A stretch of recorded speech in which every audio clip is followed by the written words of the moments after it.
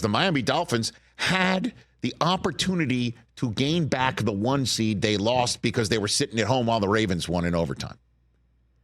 And they had an ability to get 2 games in front of the Kansas City Chiefs, who have the tiebreak over them in the game in Germany that I called. And when that team left Germany, I thought to myself, they're never going to get past the Kansas City Chiefs with the way that the Chiefs defense had just played and the way that we're assuming the offense would begin to gain steam, and they still haven't. But that said, Miami had a chance to get 2 in front of them against the Titans team starting their rookie quarterback in Will Levis. And they couldn't do it. Now, injuries happened where their center goes down. That sucks. And then Tyreek Hill, had the rare hip drop tackle horse collar happen to him at once, and his left ankle got taken out.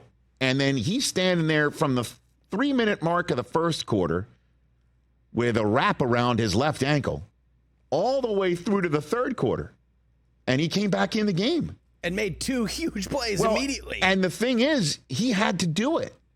Yeah. And I honestly thought Mike McDaniel was doing with him what he did with Devin Achane when Achane came off of injury reserve. Remember, he came off that IR stint. Everyone in fantasy is like, I'm playing him. And then he went out there and tweaked his knee, and they're like, yeah, we're just going to hold you out for the rest of the game, precautionary reasons. I think they were doing that with Tyreek, certainly when he was complaining, as he said after the game, of a significant injury that he felt. It was pain he felt. And then they're like, okay, we don't have that luxury here tonight because 2 things. 1, I think last night proved Tyreek Hill is, in fact, the MVP of the Miami Dolphins. And 2, the Tennessee Titans, man, say what you will about this team and, it's Derrick Henry, and why did DeAndre Hopkins join the team? I get it. But you tell Mike Vrabel he's not one of the best coaches in the National Football League. And maybe, and he's standing across from you saying you should join my team. How do you say no to that guy? Yep.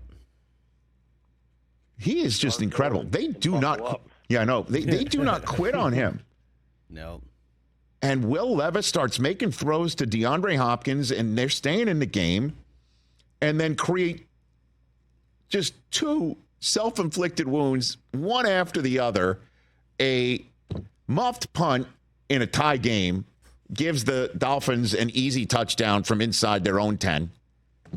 And then the next offensive snap, they flip the ball. Will Levis basically throws like a dart instead of just a flip to Derrick Henry, fumble, 2 touchdowns for Raheem Mostert. That's supposed to be the end of the game, and the Titans come back and win it by going down the field, scoring. Vrabel goes for 2 because he doesn't want to force overtime. And then again, in that case, you go for 2, then you score a touchdown, you win. If you don't, then you got to score a touchdown and have to go for 2 instead of just kicking extra points and playing for overtime and hoping for the best in South Florida. I get it. And it worked. 3 and out for Miami, including a penalty by the backup center that allowed the Titans to save a timeout in their back pocket. And the Titans go on and score on either side of the 3 and out for the Dolphins and win the football game. Amazing. And now the narrative still is, who have the Dolphins really beaten? Can they really do it? And that narrative, that means nothing because there's 4 more games to go. And for them, I'll tell you this, straight up, if Will Levis can do what he just did on the Miami defense in Miami, Zach Wilson coming off of 300 yards and 2 touchdowns, he can do that too. Although there's no DeAndre Hopkins walking through that door. I get it. But then they're home for Dallas, at Buffalo, and then at Baltimore, and then home for Buffalo. I'll tell you who's doing cartwheels today. Ravens fans who thought, okay, we won't be the 1 seed going into the final 4 weeks. Now they are. Chiefs fans who thought, the Dolphins are going to be 2 in front of us. At least if we're not going to be the 1 seed, maybe we could be the 2 seed. They still can. All you got to do is catch Miami, and you got to figure they'll be able to do that with the Dolphins' very difficult schedule ahead. Jaguars fans, too, would love to improve from their position. And you know who's also thrilled?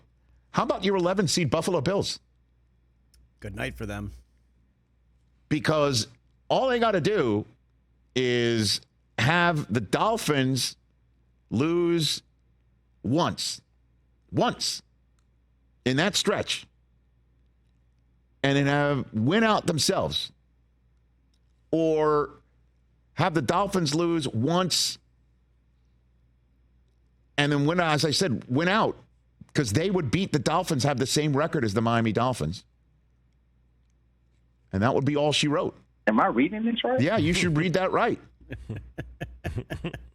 You should read that right, because if the Dolphins lose once before they see them in Week 18, Buffalo would sweep them and win the division, and you'd have to go through to Western New York. That's what happened last night when the Dolphins lost. Let me just repeat that one more time.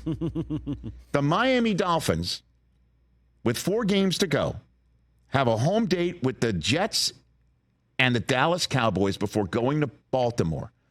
If they lose one of those games, one of them, and Buffalo has a very difficult stretch themselves, home for Dallas, that's the difficult part of the stretch, and then they're at Easton Stick here in Los Angeles, and then they're home for New England. All they got to do is win this game against Dallas, win those 2 winnable games, while Miami loses once in that stretch.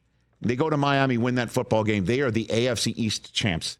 That door opened up last night when Will Levis helped knock it in the faces of the Miami Dolphins.